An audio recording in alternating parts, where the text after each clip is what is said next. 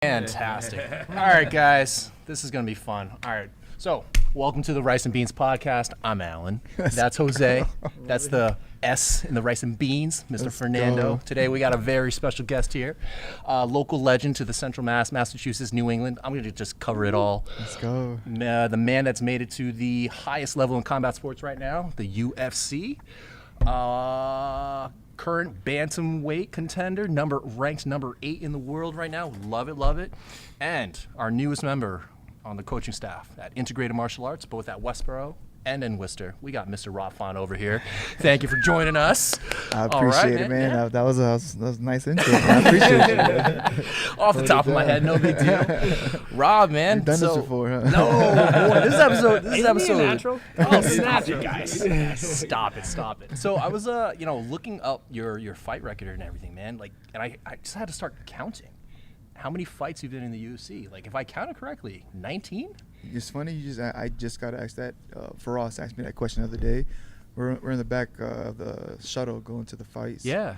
With Calvin's fight, and he goes, "Fine. How many fights do you have?" I was like, "I don't know." Like, I had to go to Shirt Dog and cut it out. It was 19, and it was like, and it feels like I just started. It's just Dude, crazy. that's crazy. Dude, that's wild. Yeah, Man. I it's mean, just- you fought everybody. Yeah, Everybody, I don't know man. if that's good or a bad thing. I could have had a better choice of picking and choosing, but I was always kind of with my attitude. I wanted to just see how far we could take this, and why not get in there with the best. I mean, I started looking at the actual dates of your fights. I'm like, okay, he fought this, and then holy crap, 3 months later, and then oh man, another 3 months, and then eventually it started to space out to every 6 maybe, but still pretty active. 19 fights over your career with the UFC. And I think we stayed busy. Yeah. I think I had great management. It got to the point where we started making some money. We didn't have to fight as much, and then sometimes I couldn't find a fight too. Like sometimes though, that's frustrating when you can't find fights or the fights don't make sense. Sure. Yeah. Or injuries, obviously stuff like that happens. So it's been up and down. Sometimes it's been real busy. Sometimes it's spaced out. But yeah, we've been busy, man. Even on the local scene, I think on the local scene, we was real active. We were just going at it, man. Yeah, I mean, Every chance you we were, had. if I remember correctly, you were featherweight champion for CES. Yep. Dang, man, that's awesome. Yeah. And then, but you're right. It's just staying super active. Yeah. Now you mentioned Faraz, so we're talking about Faraz Sahabi. Oh, yeah, over I'm in, saying, no, yeah, you're Faraz good. Sahabi, You're yeah, good. my bad. Over at TriStar. Yeah. Up north, right? Our friends to the north in Canada. Yes, sir. How's that been? It's been great, man. I like Montreal. The city's cool. It's definitely rough in the winter, but I love it, especially in the summertime. It's Right. like they take full advantage of the weather. They get out there. There's a jazz fest. There's Caribbean. There's so many things going on at that city that. Well, not I think it's probably a distraction too, but but it's a cool time. If you can kind of stick to it and still train, you can still have some fun out there. But there's a lot to do. Yeah. The training's awesome. There's a lot of people that just walk off the street that you never know that are going to be real good, and then they have a staple MMA group, and then they have a staple jiu-jitsu group. Right. So and then they have just these gym monsters that don't compete, don't fight, and they're just really good, and there's a lot of those guys where they don't want to compete, they just want to get a workout in, help you out as much as possible, and just get better as a martial artist. And those guys are they don't get enough credit. And So I mean, I guess that's a question that I've always had. You, professional fighter, always trying to mitigate injury and things like that. What is your process in terms of okay, you're not a professional fighter. How do we bring you along, or that person along, into the fold so that they can help you train? So the gym monsters that you talked about, what do you look for in that? Usually those guys are recommended. Usually Okay. hey, go make sure you go get around with him. Okay. He he's real good at taking the back or whatever.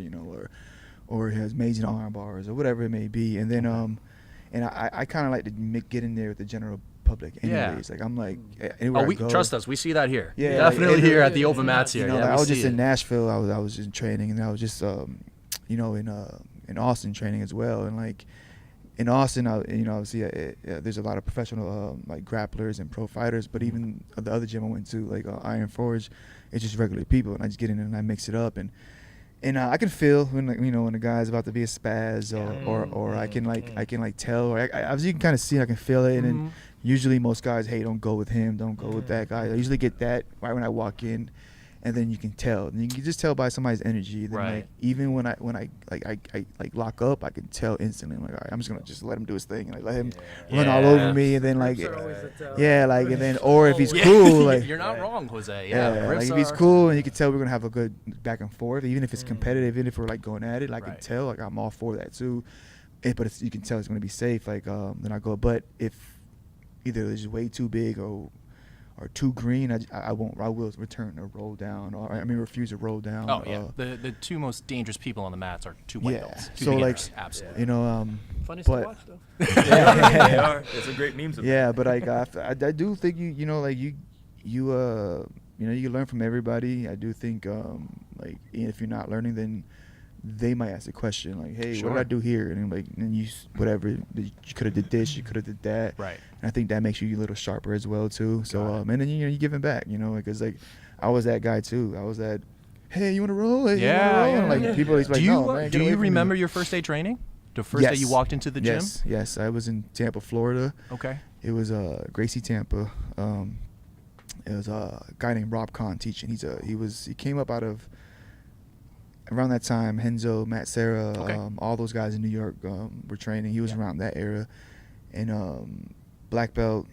He got his black belt, I believe, from Hoist Gracie, but he was like he's from New York, but he was all like around that same lineage. And then, but yeah, he was teaching class. He showed the basic hip bump sweep to Kimura to guillotine, that kind of like combination. Yeah.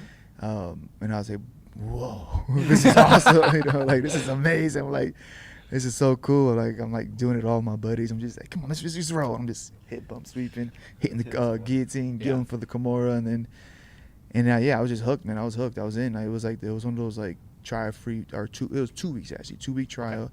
And I signed up that day. I was like, no, you just take my card. Just take it. Like, so your introduction to martial arts was jiu-jitsu then? So it's funny. Like I was actually at that time, I was at Tampa, Florida. I was delivering pizzas, and I delivered to a house. It was actually I believe it was the BJ Penn George St. Pierre 2 fight. Okay. They were getting I delivered to a house. They were doing jiu-jitsu outside in the house, and I was like, that's cool. I didn't know what jiu-jitsu was. Sure. I didn't know what UFC was. I grew up watching like boxing. I knew of like MMA and but like Chuck Liddell, like the stars, but I didn't know anything about it. How old were you? I was pretty late too, like 25. So yeah, 25. Yeah, Don't say that. You weren't late. You were right on time. Yeah, well, I'm saying I started training. People to know, I started. You have to start like 6 years old. But now, like I think it was a blessing because like I wasn't beat up before. I didn't like mileage. I didn't have that mileage. I didn't have like the boxer that came course. into it or the wrestler that came into it. So I think that was good. But it was like I always feel like there's always catching up to do. Yeah. When did you feel like this was your path? Like, when did you feel like this was your kind of like path to glory? I swear to God, it might sound crazy. Like, probably 3 months in. Really? I was like, you can make money doing this? Like, I was like, wait a minute. Like, all I got is, I'm in. Like, I'm in. I was sold. Like, you can ask my buddy Miguel, man, from, I swear on everything. It was like, we were sitting outside. We was renting out a house in Tampa, Florida. And I'm like, I'm going to do this. He's like, you crazy, man. Like, no, I'm dead ass serious. I'm gonna do this. And then like to the point where I had my first smoker like 2 months later. Oh, should have never did it. I got beat up, but like I went in there. I won the first round. Was it MMA smoker? No, sorry, Muay Thai smoker. Oh, okay. Going there. That's a little. So I was like, I felt like I was gonna try it out. Sure, And I was just like, cause. And Still I didn't know what I was getting myself into. I was like confident to do it, but like ignorant too at the same time. Like I didn't really know what I was getting myself into, and like first round I did way too much. but I won the round. Second round had nothing for him. I'm gassed out. Adrenaline dump. Adrenaline dump. Yeah. Crowd's going crazy. Basically, we're in his gym. Basically, like top guy. Like I'm like I got outmatched. You know what I'm saying? I'm fighting the hometown guy. I don't know what I'm doing. I'm just I'm like complete rookie. But I loved it. Like second round get beat up, third round get beat up, lose the match. I left smiling like, all right, I know what I got to do. Do you now. remember your coach's instructions at all? Hearing them? No, right? I wasn't listening. I was huffing man. and puffing. I was just doing whatever. They're saying something, I'm like, yeah, I'm just looking at them like, sure. Like, it was so bad. We got a bunch of young guys coming up too that they've been training a lot. They're the gym heroes. They're the gym sharks, like you said, and they're itching to fight. Yeah. They're itching to compete, whether it's a smoker, amateur, MMA, BJJ match, whatever. And we've done it, but they don't understand how you're not going to hear our instructions. Yeah. Like it's not going to happen. You're going to forget everything, and it's going to be okay because you'll survive at the end of it. Yeah. But yeah, it's kind of that's why I like to ask. Yeah. Do you have a different experience? Like, no. And everybody's like, no, I didn't remember anything. I didn't hear anything. Yeah, it was nothing. I couldn't hear nothing. I was, it was, I don't even think I would have did it if they asked me. You know what I'm saying? At that time, I don't even think I knew exactly what they were saying either. Like, I would just put my hands on his face and not get hit. It was like simple. I remember throwing one punch, and I was like, why am I moving so slow? Yeah. My arms feel so heavy. These are only 16-ounce gloves. I train with them all the time. Why are they so heavy? And I think half of it was like I always joke around. Like I think I was so ignorant that it helped me. Yes. Like I didn't know. Like I didn't really. Like I didn't actually think about how much work it would actually take. I didn't think about what could actually happen. I'm just like, I'm in. I'm doing this. Let's go. Like, but you gotta do this. So what? Let's do it. So what? Let's do it. And then like actually putting the work in. And like I even tell my buddies, like if you think about what we're doing, like you won't do it. If you think about the time you got to put in, you got to think of, even just the driving. You know what I'm saying? The miles you got to run, the conditioning, then the food, and the time away from your family, then the money, and then if you even get to the UFC, you're not making money until at least your third contract, right? So it's like, if you're gonna give somebody like a new blooded person that says, I want to do this, I want to do that, what would you give to them? I would just say just make sure you love it, because if you don't, and I know it might be an easy cop out type of answer, but it's like this game's gonna hurt you. It's gonna hurt you from physically, financially, and mentally. Well, if you don't love it. Fernando, did you mean that as someone coming in to compete and try to make money off of this, or somebody that's hasn't done any type of martial arts? So we get a lot of people that say, I want to fight, right? They start, they're brand new, or they could be, maybe months, maybe even a year underneath their belt. And they always say they want to fight. Yeah. But they don't understand the commitment it takes to be a fighter. Yeah. And I just don't know, because I'm not a fighter myself. I mean, I do tournaments here, but I'm not a UFC fighter. I'm not a guy who goes out there constantly looking to do fights, right? Yep. So what would you say to those people, or those students, or those young adults that say they want to be a fighter? I would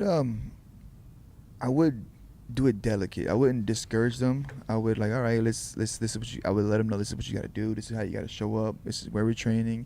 And then, because they're gonna be like, yeah, but I want to do it now, man. I'll just like, yeah, but just keep training. I would just kind of ignore that part, because like that was me. That was me. I was like, nah, I'm in now. Like, put me in UFC now. I didn't understand what it was, but like, and then I had those delicate coaches. I had those managers that like, no, they were like, yeah, they just like just completely ignoring me, like not even listening to myself, and then delicately, or directing me in the right path, And sometimes I would go on my own. I'll mess up, and like, I'll learn from that and come back, and so like I would just be patient, I guess, with those young, because then it's like, all right, well, show me 6 months, right? And if they can't even make 6 months, then you already know. You already know. I mean, that's a fair point, because the student is asking for investment in time and skill set from the coaches too. Like 6 months, I think that's a fair cutoff point in terms of like, okay, you want to fight?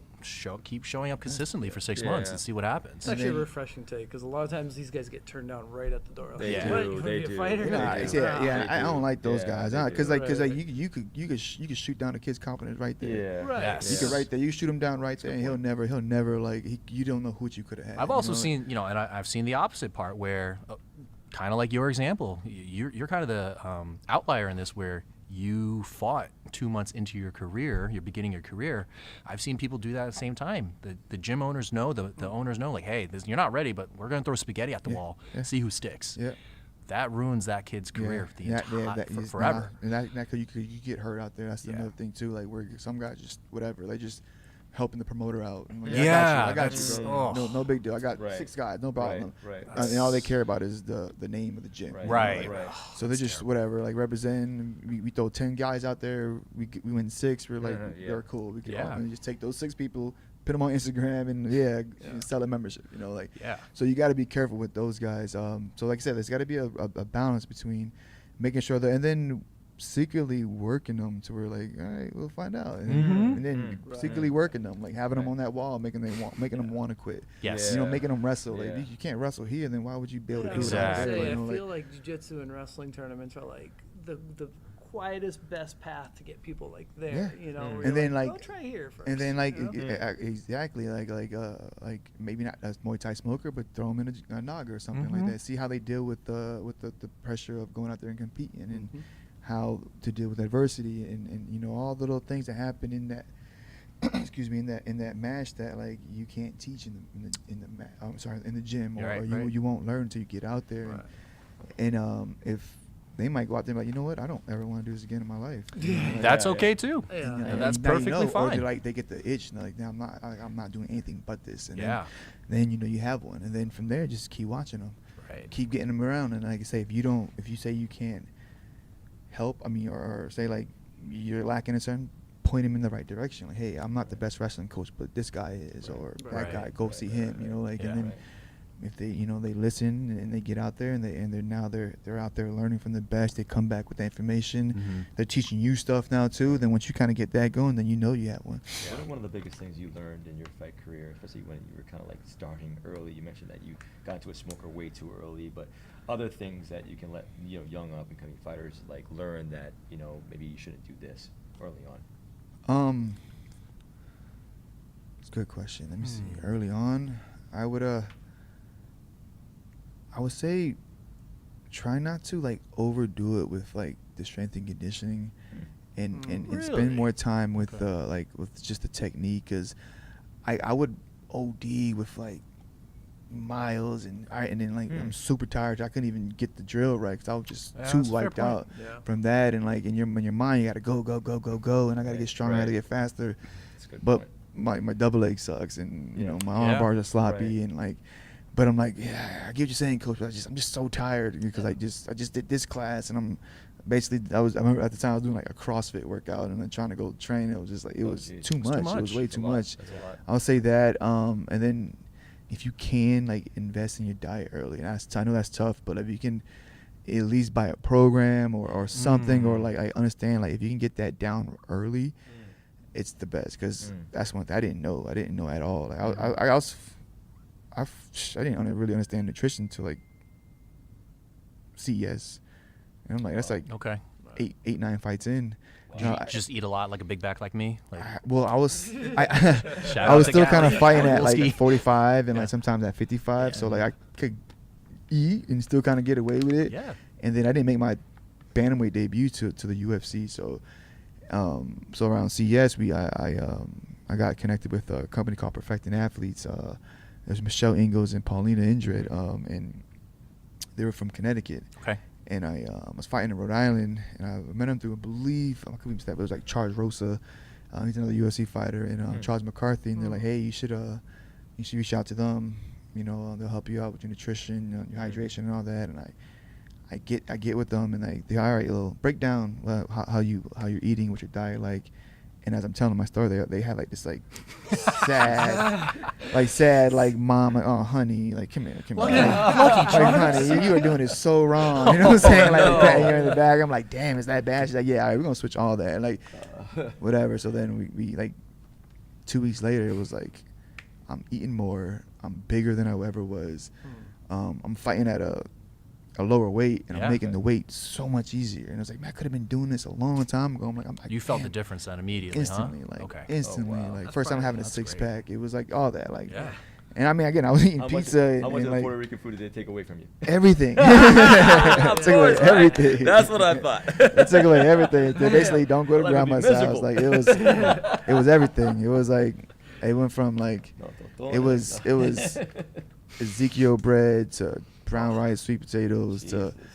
basically it was like half your plate was straight vegetables. Oh boy. 4 ounces of a carb, 4 ounces of a protein, and a cup of fruit with at least a gallon and a half to 2 gallons like of water. And it was just wow. and it was like that was it. And then I just got to figure out how to switch around the carb, the protein, and Yeah. it was just it kept it boring and simple, Yeah. but it worked and it was like the best I've ever felt. And it's so basic, it just didn't know how to do it. And once Sure. I did, it was on. I was like, all right, now I'm trying to get like a black belt at this. You know, I want to Okay. like level up with that. And I'm on Instagram all day looking at new like recipes and trying to chef it up as much as possible. But it's the same basic 4 or 5 different meals just mixed up. You know. Yeah. Okay. I feel like that explains your longevity because I think you're Yeah. in like those lighter weight classes where it's tough to get Yeah. to, you know. Yeah, especially man for me, like I walk around naturally like I'm one of the bigger 35ers Yeah, out there, and yeah, like yeah. if I'm not on it, man, I can get pretty big, you know. Like, Yeah, and like yeah, and so it's yeah, like it's yeah. like it's hard. It's been like I would say like it's part of one of the things like sometimes like I would slack on that. Like that's my biggest thing. Like where I like win a fight and then it's like let's go have some fun, man. And like Yeah. Eat. Yeah, You what know, what is that between fights and training camps, man? Like, I guess you're not a Patty Pimblett. You're not blowing up. yeah. To, don't choke me out, Patty. But like 300 pounds or anything. But like that's always been fascinating to me. Of like, okay, training camp, working on skill, or at least that's what people are talking about. Work on the game plan. Yeah. Versus out of camp, are you training? Are you not training? What's the diet like? Things like that. So I'm kind of on the side of like where we're not really in camps, you know, like especially for me, like it's rare where I get an opponent and like actually fight that opponent at the end of whatever. It's usually I get a lot of play, even like my last one, like where it's like I didn't have an The last opponent minute till switch. I didn't have the opponent till the week of the fight. Sure. You know what I'm saying? So like the way I think about it, and this is not nothing new. This has been happening to me since the local scene. So like I first started off like I got a camp, just got to do this person. And I was like, I'm just training because like I don't even know if I'm going to fight. I don't even believe I'm going to fight until I walk in. Like, and that might be a little bit paranoid on my side. Like, I got to see my opponent to like, because I've seen, like, I have guys. People pulled out. Day I've of had for you. guys pulled out on me the day of the fight in the UFC locally. I've seen. I don't know if you know John Johnson from Sit-Ya-Thon. Sure, yeah. I've seen him roll his ankle as he's in the cage. Like he's jumped up, bang, rolls his ankle, and it's like he glad he just fought through, but he could have easily not fought. You know what I'm saying? Like, and it's kind of like that. Until that bell rings, you don't know what can happen. Like, and then I even seen guys in the back room just leave. Like, so like imagine that. Like you're getting ready and your opponent just leaves. Like I don't want to do So this. if I'm like, gonna say, you like to stay ready. Basically. yeah. So Always like kind so of in that basically like I mindset. try like I'm not like full on sparring all the time. Like heavy Right. sparring. Like so let's just say like I'm going to spar heavy maybe 5 weeks outside of the fight. Okay. So if I have a camp, it's like a 5-week camp. Everything else I'm doing the same. It's just the sparring goes up a little bit, and then the phase of the strength conditioning, either like say like in the beginning might be a little heavier, putting more muscle. As we get closer, it's a little more explosive, more cardio based, and obviously less weight and all that type of stuff. And then the technique and everything kind of stays the same for me. Like I don't see it as this opponent is going to throw this at me. I see it as this is how you deal with straight punches. This is how you deal with hooks, uppercuts. This is how you deal with a double leg. This is how you deal with a single leg. And then this whoever it may be is going to throw something at me. I don't know how to deal with all of it, and then go from there. You're really interested, like when we talk about that, like when you're actually in a fight, where like you've been in a lot of fights, like compare for your first fight to maybe your last fight, your mentality in the ring, like how's it changed differently? Like obviously the first fight's your first fight, jitters, but then like where you were at, like the last fight, like can you explain like how your mentality kind of changed from that fight to the last fight you were in? Yeah. So like. I always approach it like I'm gonna fuck you up, man. Like I'm trying to go in there. I'm trying to fuck you up. I'm not trying to like outpoint you. I'm not trying to like I want to. And then so that could be good or bad, right? Like, but that's my attitude. Where I just that's what I want to do. 2, I know the fans love it. The fans love it. The company loves it. I love it. I don't want to have to say like. We're all sitting here, and I put on one of my fights, and it's like boring as hell. You know, and I gotta explain. You know how embarrassing that is. Like, Right, well, see, what I was trying to do is, I took him down and I was like, I was writing out the time, right, and I was controlling him, and then like I went from side control, and you're like, yeah, cool, man, like you know, and I'm like, I don't want to explain why that long ass 15-minute fight it was because, well, see, technically I took him down, I was winning on points, and it's just like, nah, man, trust me. I think you have one of those careers no one's ever saying No, anything like when bad you're about. fighting Yeah. and I watch, Yeah, I'm like- like, oh, okay, let's Yeah, go. I want- okay. Think about what That's Rob not want, what like- I'm thinking about when I I want watch you somebody fight. that doesn't even know about fighting. I'm like, yo, that was crazy. I don't know what's going on, but it was crazy. Like if two people outside just start fighting and you're watching, you can see a fight. You know what I'm saying? But imagine somebody outside take somebody down and hold them in side control. Like, what's going on? Like, Yeah, what are you yeah. doing? Like, Yeah. okay, like, all right, you probably walk away. But if they were just, even if it's bad technique, they're just hitting each other like Jerry Springer style, Yeah. right? Oh, Like, yeah, Jerry like, Springer style. You're like, That's old Jerry, school you know, like that. Jerry Springer Yeah. made millions of billions off of that A because lot. it's the same thing. People It like was to like a watch that. 30-second Yeah. clip of it. I love right? how it's still like a New England reference to Jerry Springer. Right. He's filming out of Connecticut. I love it. That's why you're a local favorite. Oh, That's Does hilarious. that factor in like when picking opponents or looking down the list of opponents? Because you've had 2 back-to-back grapplers like grappling Yeah. heavy. I would say in the local scene, it could have. I mean, yes and no. No, it does. Like, say like, you know, like you're building a fighter. You want to have exciting fights and like highlights. You can match your way to that. In the UFC, it doesn't happen. Like you're fighting whoever they tell you to fight. You know, They got 2 Interesting. going and against they're the young all guys now. yeah, I you're know, all yeah, I like know. good. They're all can wrestle. They all can Yeah. punch. Everybody's good at everything. So it's like, it's you know like, it's if it's your night, and then you know like, and then sometimes it's who's gonna go first. You know, like some guys can't pull the trigger. Some guys will pull the trigger, but they do too much too early either. Or some guys can't handle the controversy of getting hit back. Like they're usually the bully, and the moment they get slapped, they're like, oh wait, this is not right. You know, so it all varies, but everybody has a skill set. That is a weird skill that we've all acquired, is being able to actually accept or a punch or a strike to our face and realize we're Yeah. not going to crumble. Like that is one of the weirdest skills it's a valuable skill that I've learned training martial arts. But it's funny when you say that as a, professional athlete, professional fighter, you see that in the octagon where like, oh, this guy they're not responding well to the adversity. When I fought Kyler Phillips, he actually fighting tonight. Okay. Cool kid. That guy's good. He's good, right? Yeah. Before I fought him, he was, I believe, on a 5-0 tear. He beat guys that I beat. He beat Pedro Munoz, right? He beat Song Yadong, right? Song Yadong is a killer, right? He beat him. He's knocking these guys out. He's finishing all these dudes. I'm like, shit. They gave me a young killer. Yeah. All right, let's go. Like, I'm a little nervous for this fight, but this is what I need. Like, I'm up. Let's see if I can do this, right? Yeah. Comes in, takes me down. Probably a minute into the fight, takes me down, does way too much. He's tired. Like in my mind, I'm like, what? Like, how are you tired? You're on top. You take me, but he's forcing the takedown. He's forcing the punches. He throws an elbow and he misses, and he goes. I heard him go. Oh wow. Ooh. I'm like looking up. I'm like, you can literally look at me like, oh, all right. Like, all right. Like, so I'm like, say no more. Like, and that was just young experience. You know what I'm saying? Like, has all the skills, has all the finishes, just younger. Did way too much in the fight, less experience. Cardio is a power. Cardio is a weapon. Bro, I get up, I go straight towards him. That takes me down again. Did it again too early. You could have waited till maybe half the round. Right. Now he's really tired. I get up. From there on, it was all me. Everything from like anything I wanted to hit him with. Interesting. Again, I wasn't like killing him, but he right. was on the back foot the whole time, Wow. circling. And like when I did hit him, and it's like now he's running the whole time. That's tiring. He's already tired, and everything he throws now is slower. Nothing on it. And he went from that. If you look at his highlights to that fight, I remember that fight. You be like, Yeah. You could say what's it? it was like and then it's like, and then now it's like, it looks like, oh, Robert is this such a killer, and it's not that. It's just like it just like caught him at the right time.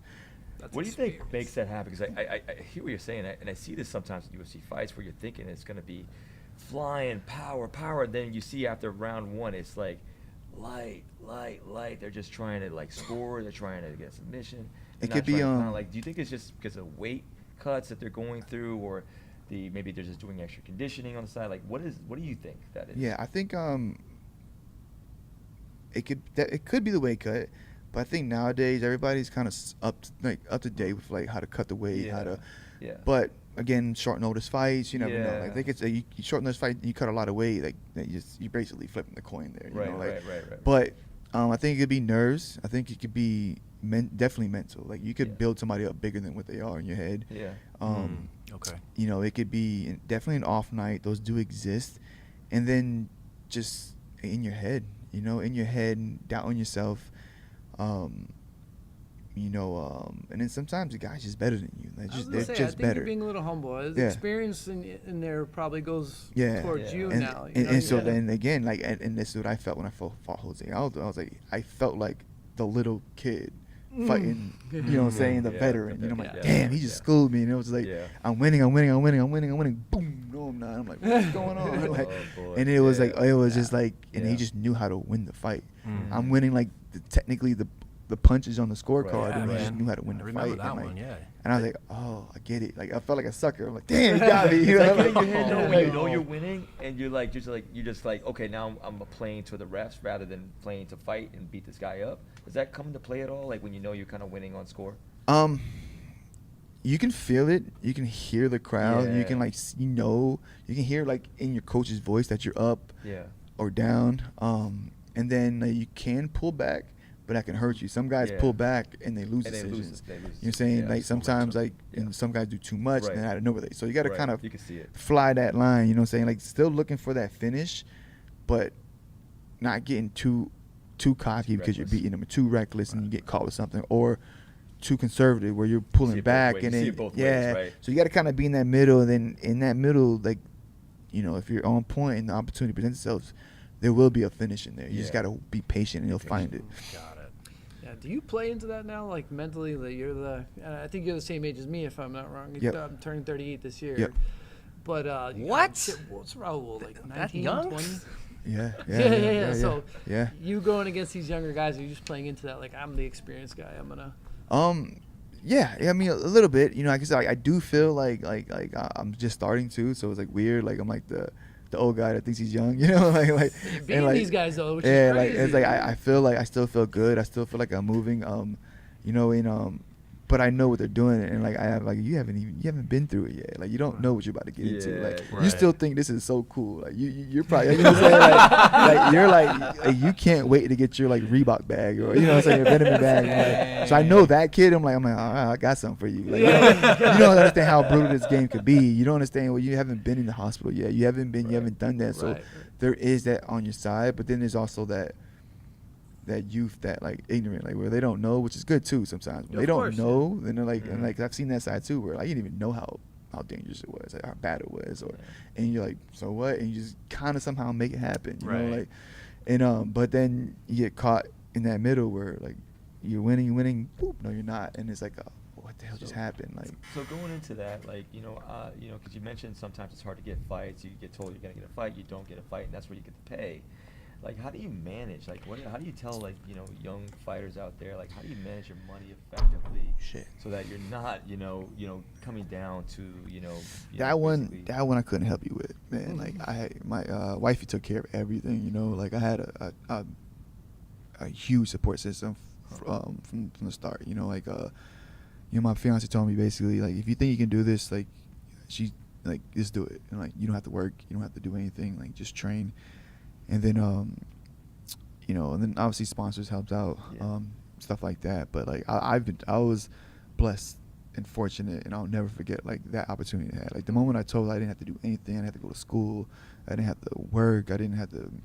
I was like, I'm all in. And I was like, I took that same attitude of all in, and then like I got told that, and like I tripled down. I just tripled down, and I was like, I'm in. Like I was in, man. Like she took care of everything, and then now it's like. I get a check. I don't even get paid. I just give it to her, and like I get like 5% of the money, and then like she gets the rest. You know, like where I'm like I don't even like I've seen guys obviously like, you know, working like bouncing, stuff like that. DoorDash, obviously sponsors, ticket sales. You know, you got to do that. Hopefully you're at a gym to where like, you know, you don't have to pay like a membership and you just could fight, you know, like, but ideally that's not for everybody, but hopefully that you could like find that gym that's like, hey, just come in and train, or like or teach out, clean the mats, teach kids class or whatever. So there's ways to hustle, obviously T-shirt sales, ticket sales, especially nowadays with like Instagram, YouTube, you can hustle and make some money putting out content. You just hear all these horror stories of these young athletes that get money early on and just lose it. Yeah. Lose it, and just, and that's the best thing about it though. Like you're not gonna do that in MMA. You know what I'm saying? Like it's not like the NBA where like you can get like you can be your first year and get a bunch of money. Like you're not gonna make money until like your 10th year. And then like in the end, if you're not in a situation I was where I didn't have to pay for nothing. So when I got money, it was like, all right, well I'm still not paying anything. Just the money's coming in. Now we're just getting it in big chunks. And then we just gotta be smart with that. But I think you just gotta hustle, man. You gotta hustle. You gotta sell yourself. You gotta go out there and knock on doors and ask for and ask for help. And not be ashamed or afraid to ask for help. Right. I mean, so obviously you're no longer part of the Tampa Gracie gym down there. You moved up here. Yep. You've been through a few camps. You've been through a few gyms. So I feel like you're the right person to ask in terms of what do you look for if you're the new person going into a new gym, like culture, vibe, cleanliness, things like that. Like what goes through the mind of Rob Font when that happens? I look at how like who's actually there. Okay. You know what I'm saying? Like who's really there? Like because you there is a marketing piece behind obviously the gym business. Of course. Right? So like you're gonna see what you see might not be that. So I want to see who's actually there. What bodies are actually rolling, like who's actually teaching these classes, and then then you look at time, like how long could they be doing this because I'm the new member and they're trying to sell a membership, or is it they're actually there and you can see it in somebody's body where they can't even deny it. Like where like he's always in the gym, like he doesn't ever leave the gym, like his teacher's always training and he's always improving, he's always bringing people in, he's always trying to get better. Or hey man, where you been? Like, how what's up, coach? I haven't seen you in a while. Like, yeah, and it's just like whatever. And like, but then it's like you're just dealing with their local brown belt. Sure. Like, but I came here to train with you. Right. I came here to train with you, and like the membership says this, the sign says that. Your face is all over here. Like, but where are you at? Right. And it's kind of and then there's this culture sometimes where like you're not ready to work with me, or you're not. You gotta work your way up to get to. I hate that culture. And so it's kind of like, well then what like. All right, like why? And it's kind of like, which I get too, though, like where like there is a system. Sure. But it's kind of hard because like, but you sold me on this though, like you know what I'm saying, like, and like so that's the weird part. So I would say like really pay attention to when you on those free trials. Don't get sold on the marketing or like you know what I'm saying, or the word of mouth. Like go see that, go sit down there, and it might take a month, like, but really see who's in there, who's not out there. Because like even if think about like a UFC coach, right? Like, like some of these coaches you'll see them every weekend at the fights, right? Like, and sometimes they get there by like say Wednesday. So who's at the gym? You feel me? Like that's a fair point. Who's at the gym? Who's actually coaching? Who's there? You know, who's, and then you see these guys after, because like there was Nashville, now there's another one here. You might see that same guy in Nashville and has the same fighter. And so like who? And now, not saying that guy at that gym might not be good, and he probably is, and you can get some work in, but then there's like it was that what you signed up for, and if it's not, then it's kind of make your decision, And obviously, like it's like, but you also don't know what you don't know, when you first start. So that's the hard part, where it's kind of like, I think it's good, so you got to kind of find that, and I think like asking a lot of questions, asking around. So you can hit me up, ask me, hey, I'll point you in the right direction. Like just ask around and get as much information as you can before you like fully dive in. So I guess if you were somebody brand new to this, trying to walk in. They're coming into whatever local gym, IMA, Worcester, IMA, Westboro. What 2 questions would you recommend them asking? Somebody brand new. Good question. Let's start off with just one question.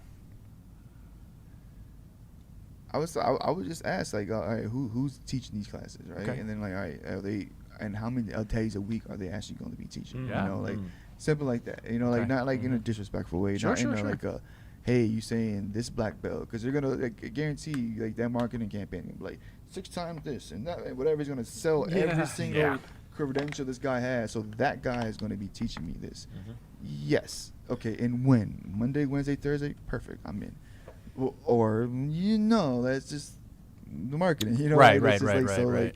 No, it's going to be this guy, which might be good, but then, like, that's when you make your choice. But, Sure. like, simple like that. And then just, I think, not necessarily, like, ask questions as you're training as much as possible, then just kind of fill out the culture and the vibe and, like, and see that fits you. You might not fit you. And then, you could do it in a humble way too, like you Yeah. said, right?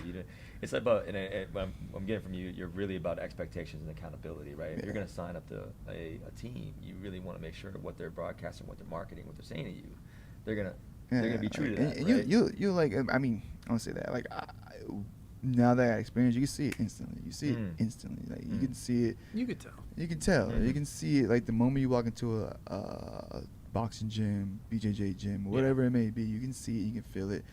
Obviously, a beginner that's not gonna see that. Yeah, you know exactly. what I'm saying? So that's the hard exactly. part. But you see the guy that's like there, that wants to be there, the Right. coach, the energy, Yeah. Right. even the cleanliness of the gym. You can see Right, like you can how see they if they taking care of that gym, and Yeah. if they're welcoming, and if you walk in, you're like, oh, this guy, god damn it. Hey, what's Yeah, up? geez, yeah. I have seen that, actually. So yeah, the Yeah. bathroom's there, and if you want there, and there's water there too. Yeah, Oh, yeah, come yeah, on, yeah. I gotta Make get sure- off my hey, phone make sure you now. take your shoes off. Like it's like, Yeah.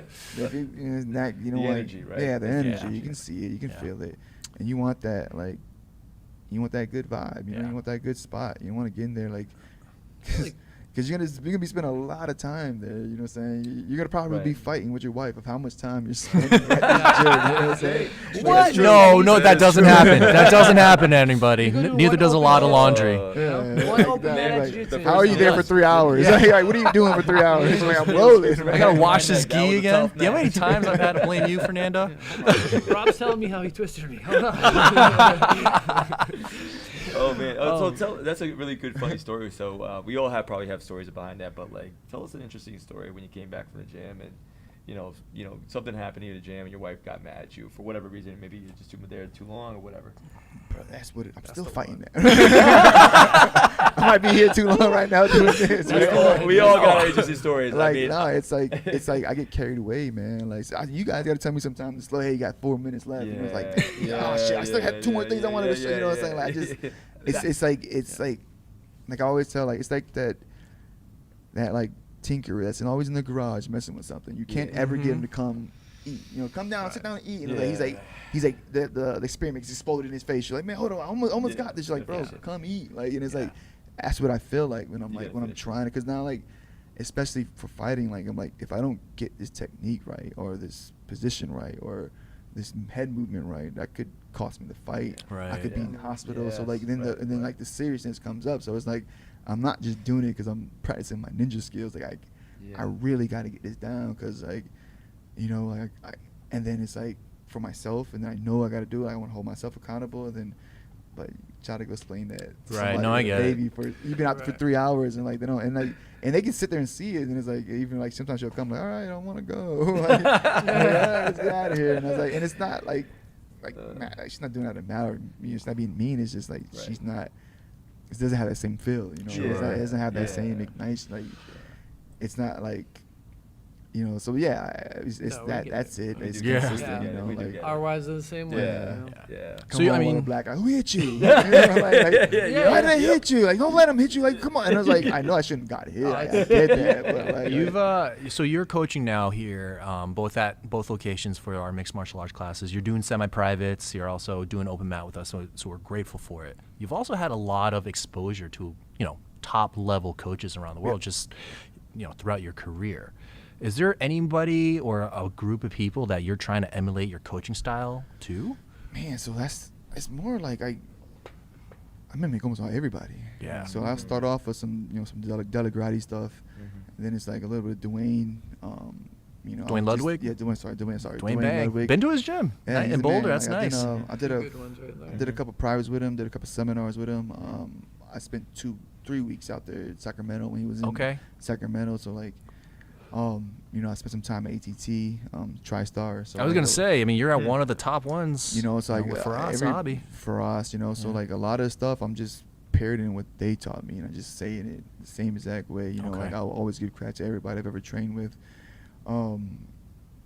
you know, and like and I'm just always evolving. And then obviously nowadays with shit like YouTube, BJJ Fanatic, there's so much stuff you can learn I just know, there, so you much. know. Like, You got a good list that you drew out though. Dude, yeah, I was Yeah. gonna For say, I'm us, like, it's Jesus. Yeah, that's Yeah. like one of my top 3 instructionals to watch. Like he makes everything so simple. so simple, so smooth. Like he breaks it down, and like he always says it gets to the heart of the issue, right? And he gets straight to it, and like Mhm.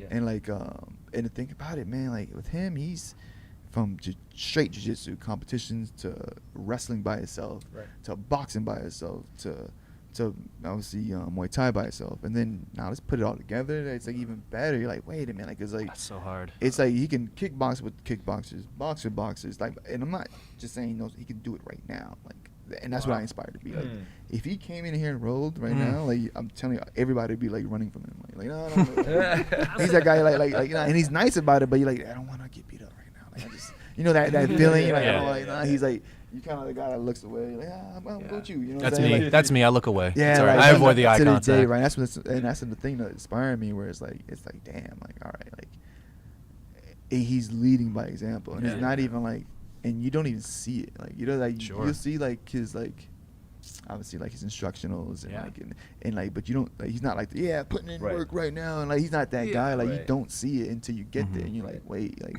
and it's like the moment the bell rings, it's not like, you know, like it's like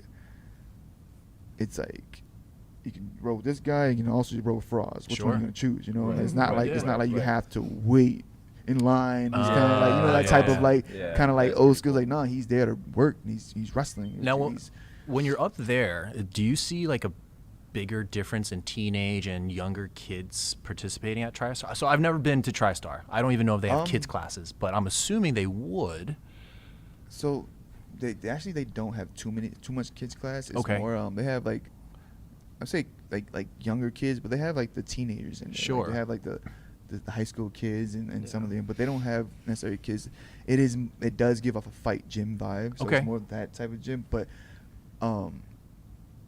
they'll do like a wrestling club, and, Right. like, but it's not like your traditional like every Monday through Friday. This is like the schedule for them. Yeah, I was just gonna ask then if there are teenagers involved in that at So they're like TriStar. in the Do- regular group with the Right. with the adults. They're doing MMA. Yeah, they're doing Oh, so MMA. there's They're not doing- an individual jiu-jitsu class or a Muay Thai class. No, It's no, mostly so just they're an right MMA in there class. with them. Yeah, they're right in They there. fit in. Yeah, they fit right in. Okay, that's good Yeah. to That's know. Pretty good. You kind of touched on it a little bit. You know, we mentioned that you have joined the IMA team. But what was one of the things that made you want to join our team? And what would you say? And then two, what would you say to, you know, our members or people that are interested in integrated martial arts on kind of like? Yeah, man, Michael Scott's the man, bro. Like I used to Shout out to Michael Scott. we used to do some taekwondo at Sigathon. He would come in and I was working on some spinning back kicks. Oh, and- don't say that too loud.